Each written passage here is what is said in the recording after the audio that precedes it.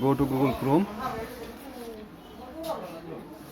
and in Google Chrome you need to search for KineMaster Digital Bin. As you can see, KineMaster Digital Bin, just look for it.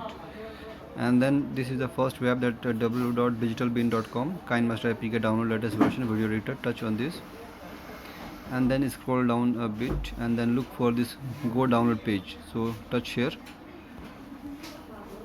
let it open and then scroll down, and then here you will find it kinemaster-pro mode 4.14.4 77 MB latest. So you need to download this version. So once this version is downloaded, you need to install this one. As in my case, I have already downloaded. As you can see here, I have already downloaded. So once you will click on this, it will ask for the installation. Install this one, install KineMaster.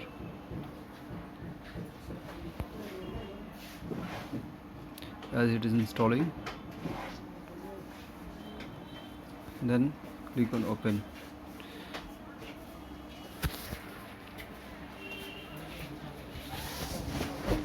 And then you can check for this version.